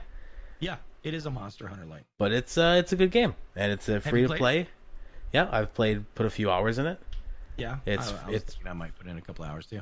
Yeah, it's free to play. It's out for Xbox, PC, and PS4. It's the very first game ever that I'm aware of that has cross play on all three platforms, and it's got cross progression. So on all three platforms at launch, yep. So it came out. You log into the game now. I go into a group. And I can see like the little Xbox symbols beside their name or the little PC symbols beside their name. Yep. We're all in a group together. Voice chat works for everybody. And it's perfect. And it's also going to be coming out for the Switch. Oh, okay, cool. I didn't hear that. Mm-hmm. It's going to be basically available on everything. All crossplay, cross progression, and it's free to play. So that's a win-win in my book. Yeah, like not only is it cross-play, which is something we're all looking forward to all our games being, but cross progression, like we always talk about how we would love our Diablos and all of our other games to be, where, you know, you can start this character on your PC and you can go do a hunt, and then wherever you leave your character in town, you boot up your PS4 and he'll be right there. And same character, same loadout, anything you buy in one store, it'll carry over to the other store, which is always kind of like a sticking point for other people not putting crossplay in or cross progression. But yeah, all your stuff carries over. So yeah, and to be honest, that's the power of like having cloud saves. That's always been the power of cloud saves, in my opinion, that are handled by the developer and not the console itself. Right. So like, you know, it's fantastic. This is the kind of game that I will play simply because it's so easy for me to play. Like the developer has gone out of their way to make sure that if I pick up Dauntless, I'm playing that same character no matter when I'm playing it, no matter where I'm playing it, no matter how I'm playing it. But I mean, that couldn't be a good enough reason, because I mean, Fortnite does that. Yeah. And you don't play Fortnite. No, I don't play Fortnite because Fortnite, you know, is Fortnite. Damn you, Fortnite people. Dauntless is the type of game, like, I thoroughly enjoyed Monster Hunter. Right. Like, I've enjoyed Monster Hunter for years. I love Monster Hunter. So, but Monster Hunter has never had cross-play or cross-progression. Right. Dauntless is, you know, it's got that grindy Monster Hunter-ish feel to it. Yep. So like, yeah, if I wanna pick it up and hunt, you know, shit, if it was on Switch, I could be playing right now and you'd never know it. And yeah, and awesome. Like, right, and the thing is, right now it's so popular. I think they had like 6 million people already play it or download it, or something crazy, right? So yes, they had a ton of people hitting the servers the first couple of days. Right. Obviously, it's fallen off a little bit since then, but it's still very, very... Yeah, it can't be that bad, because, I mean, let's say about 3 nights ago, I logged in to play it, and I was 48,000 people in queue. Jeez. Now, I've played WoW back when, like, a big expansion comes out, and they have, like, lots of different servers, and, you know, you'd go in, you'd be, like, 300 in queue, so you'd have to wait a while, but... to go into a queue and be like 48,000 in queue, I'm just like, oh Jesus. But still, that's actually really good. But I think that also plays to my point as well. It's like they have made it very, very easy to pick up and play this game. For sure. It's free and it's everywhere. It's free. If you play a game, it's there. Yeah. So, yeah. Right. So they just need to get a couple more servers up and running. Or to get this server to handle the load, because I mean, if you're gonna have that many people playing, I mean, yeah, it's gonna level out in amount of people, but I mean, you don't want people to be waiting in queue ever. So it's like either add another server, do whatever you got to do, right? But and they will pick up. Sure. They'll improve. I mean, there are microtransactions in the game, but only cosmetics, right? There are only cosmetics, from what I understand. Yep. There's no pay to win in this game. So no, I haven't seen anything like that either. It's all been like skins and like just different stuff like that. Right, and it is. I think your description of like a simplified Monster Hunter was right on point too, because from the gameplay that I've seen, I haven't picked it up and played it yet. I totally intend to. Probably this week, I'm going to put a couple hours into it. Mm-hmm. But the combat and the weapons look a little bit or a lot of bit simpler than Monster Hunter is. But I think that's not necessarily a bad thing, right? If you're looking for heavy adoption and if you've got microtransactions in your game, you want it as easy to pick up and play as possible. You don't want to put it behind a skill wall like Monster Hunter maybe, especially some of the older Monster Hunters where like you didn't even know how to use your weapon properly. Right. Yeah, it's I think they went the right direction there. I think they do need to be adding. They need to actively start adding more monsters to fight as quickly as possible. Yep. And I think they're going to do that. Yeah. Oh yeah. I mean, especially with it being free to play and as many people jumping on it as it is. I mean, I'm sure they will not go out of their way now to keep it pumping full of new blood. Like they've got a battle pass implemented already. Right. There's a free 1+1 that you can purchase. So. Yeah. That's cool. Like, yeah, it looks really good. I jumped into Monster Hunter World when it came out, and just, you know, going in town, and like you're in that one little like home base, and there's like, you know, a canteen and different stuff you can do, and you can craft your own weapons. Mm-hmm. But there was just so many different weapons and just so many different armors, and just for some reason, doing it there, and just maybe the quest system was too much, where you had to grab a quest and you had to like preload it and then go to your quest. I don't know. It just all seemed a little too much, and I kind of fell off after like a few hours. But this one, it's like you come in here and it's like I've already like found my way around the town. Like I know where I'm going. You pick up the quest. You know, you load up this like menu, and it's like, oh, you pick whether you want to go to like a frost boss or a flame boss or a shock boss. And then it kind of gives you a list of all the bosses that are that type. And then it comes up and says, okay, well, you need like power level 300 or 200, or your armor needs to be at least 200. So then you can go in and see if you have the right equipment. And it's like one button takes you to a group of 4, match makes, no problem. Another button puts you in a private match if you just want to go in and like farm materials or something. And it just seems like everything is like not dumbed down, but simplified. Like easy and simplified to the fact that there's still lots there. There's tons of weapons. Like every single monster's got its own set of gear, its own weapons. Like still lots of stuff to do and craft. But it just makes everything more accessible. Like it's just, for me, it just seems like it's a little more easy to grasp. Well, that was the thing for Monster Hunter, is that there's always a better piece of gear to be working toward, right? There's always an upgrade for your character to be working for. Right. You probably start hitting that that grind about mid-game in Monster Hunter.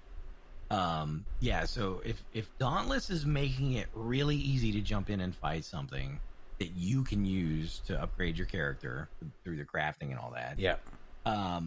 But still giving you something to always be working towards, then I think that's a win-win for sure. Yeah, it seems especially really good. For the developer. It seems like it's laid out really good.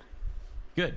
Yeah, I'm looking forward to trying it. I've got it downloaded. I'm ready to just need to hop in there. Maybe I'll do that tonight. I don't know. We'll see. I'm looking forward to trying it out. And like with the way things are going, like maybe this is like the start now of like games going forward, next generation of most games or all games being cross-play, cross-progression. Maybe. I think that would be great. I don't think we need that for every type of game out there. I think for games like this, where Dauntless, like in Monster Hunter, you can spend hundreds of hours just... But I mean, when they're on multiple consoles, it's like, why not? Like... Well, yeah, sure. I don't disagree with you. I mean, I'm just saying... There are certain games that I think this is like low hanging fruit. Right.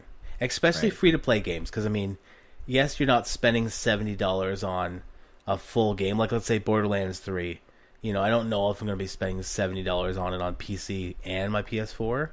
But a game like this, it's free, so maybe I will probably download it on PC and play with my friends on there as well. So free to play games are even more reason to like make it cross play, cross progression. Well, I mean, but think about it. You can play with your friends, right, no matter where you're at. Because it's like I don't even need to download the PC version, right? Well, but it's hard to think in those terms because we've trained. We're so used to it, right? Yeah, if I want to play with PC friends, I gotta get the PC version, right? You're so used to doing that. Yeah, right. So that's awesome. There's only a couple games out there that do that, and I think it's awesome. And it's weird because if you think about it, all the games that do that or are going to do that, most of them are Epic.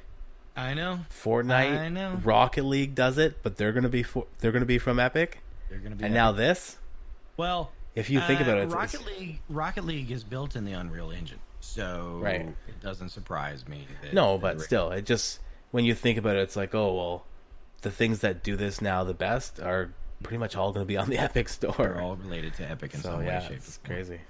Yep. All the things we dog on Epic for, and it's like, hey, Well, but part of that is the power of really put Epic's name on the board to begin with. Right. Other than like, some games back in the day like Unreal Tournament. Right. But it's really that game engine. That game engine was designed to be cross-platform, cross-play. Right.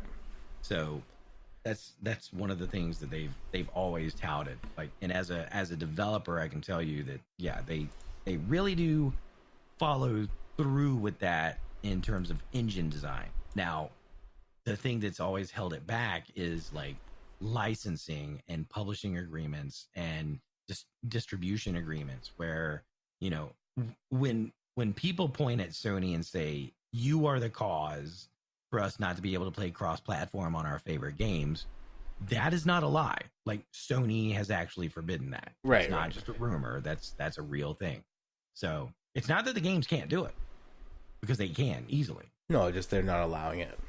They just haven't been allowing it. Right. So, and I'm sure Sony has their reasons for sticking to that, but they haven't done a very good job explaining their point of view. Right. And it seems like they're loosening off on some things too. So. And they are because they see the writing on the wall. Right. Because, you know, PlayStation 4. I mean, you think about it. This generation of consoles, which is starting to come to a close, the PlayStation 4 had the exclusives that Microsoft wished they could have had with the Xbox One. Xbox One, I still haven't purchased one. Right. I don't intend to at this point.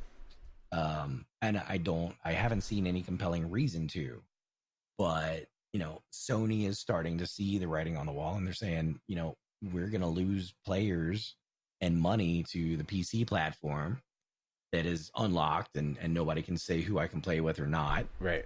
And you know, and Microsoft, who has come forward publicly and said, we support crossplay. So yeah, Sony's thinking, well, if we want to continue attracting good third-party developers, this is something that we're going to need to take part in. And I think the PlayStation 5 is what's going to open up the floodgates on that. Yeah, it seems like it. Seems like they're kind of preparing for the future. Oh, yeah, for sure. Yeah, so you're seeing them step back now and say, you know, we'll think about it. And for a couple games, they've enabled it. Rocket League, which is great, and Dauntless, evidently. So, yeah, I think we'll continue to see that door crack open a little bit wider. Yeah.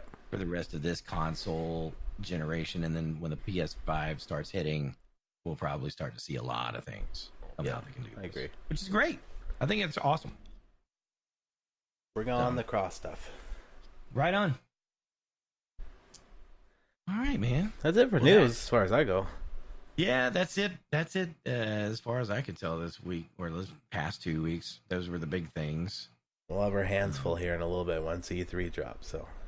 Oh yes, yeah. What is that? That's not this weekend, but next weekend, right? Yeah, next Sunday I think it starts. Okay. So. Yeah, I think you're right.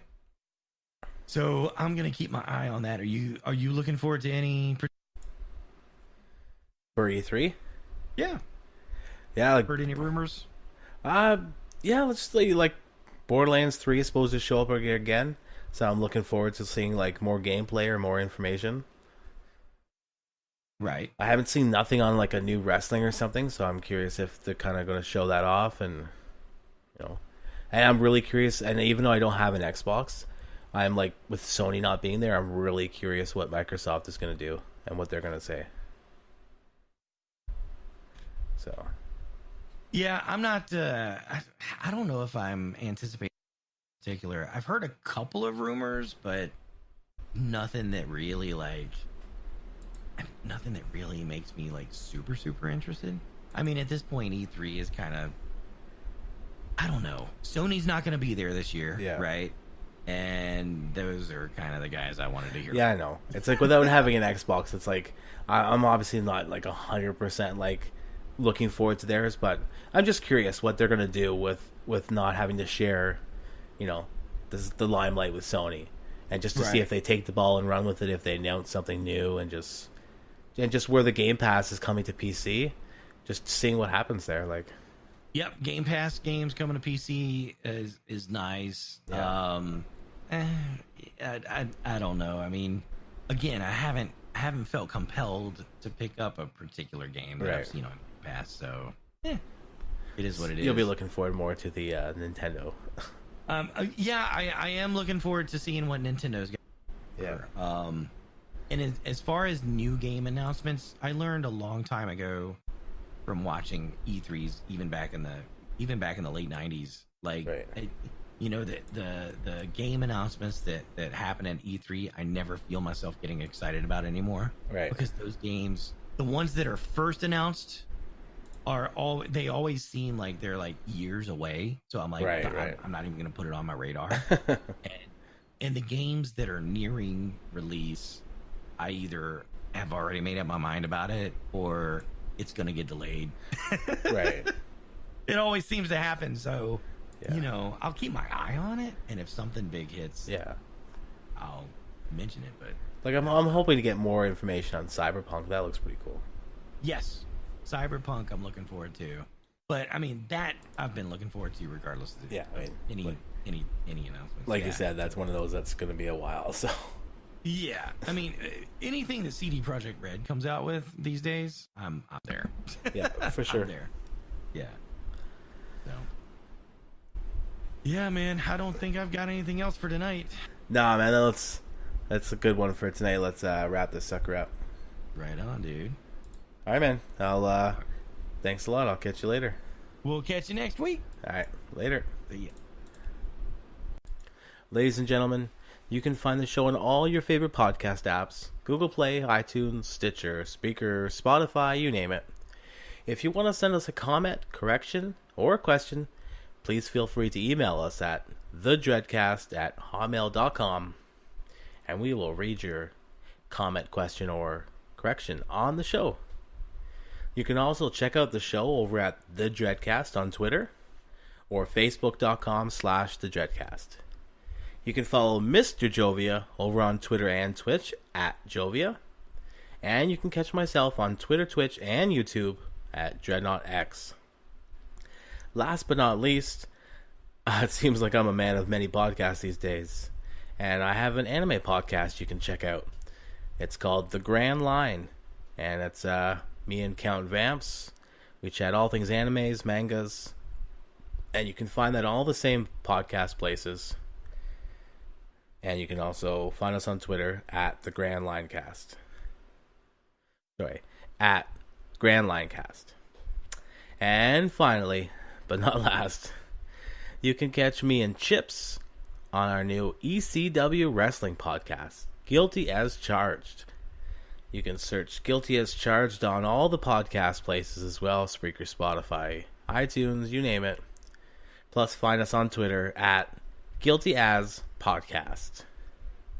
And we'll be watching one episode of ECW per week, starting from 1994 when they went to Extreme Championship Wrestling, all the way up to 2001 when they went bankrupt. So yeah, have a good night, everybody. Thanks.